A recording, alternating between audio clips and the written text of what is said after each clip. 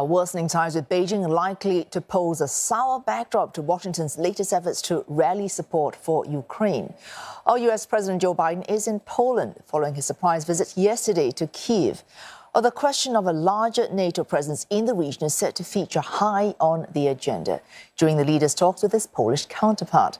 For more, Julia Chapman joins us live from Warsaw. Julia, are those discussions on a bigger NATO footprint in Poland, around the region, not without risk in terms of getting a bigger reaction out of Moscow?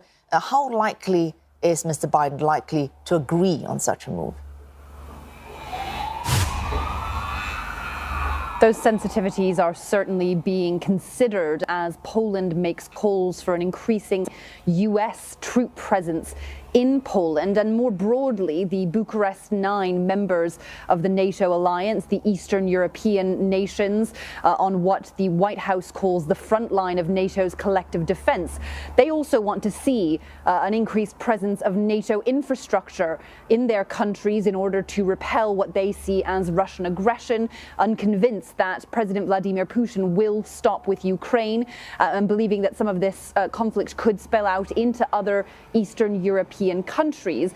There, of course, are concerns that that could provoke President Vladimir Putin, but Eastern European countries are insistent that President Putin will choose whatever path he wants to choose, regardless of what actions the West takes, and they don't believe that there should be any kowtowing to the Kremlin, so to speak. But from the U.S. perspective, definitely there will be some hesitation when it comes to promising too much to the Eastern European nations. That said, last year the U.S. said it would create a permanent base in Poland. That is still under discussion. It hasn't materialized yet.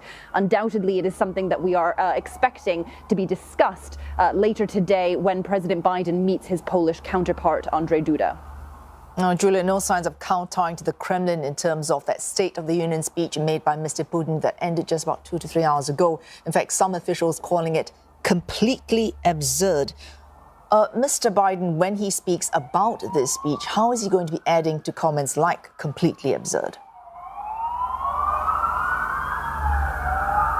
Well, the White House has been keen to stress that President Biden's speech is not any kind of response to President Vladimir Putin's. They say that the timing was really chosen by the Kremlin. They believe that he moved Putin's speech up in order to coincide with this day. But people will be watching very closely for the competing worldviews that are being put forward by the two leaders of the United States and Russia. When we heard the Russian leader talking about what he sees as the cause for the war in Ukraine, saying that it was the provoked Ukraine to begin fighting. President Biden undoubtedly will say later today that it was Russia that started this war and only Russia is to blame for it.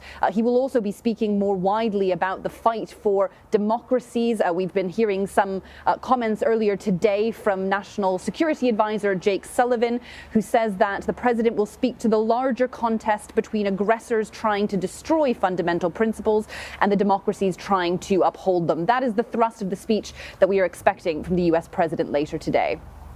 Thanks, Julia. Julia Chapman reporting live there from Warsaw.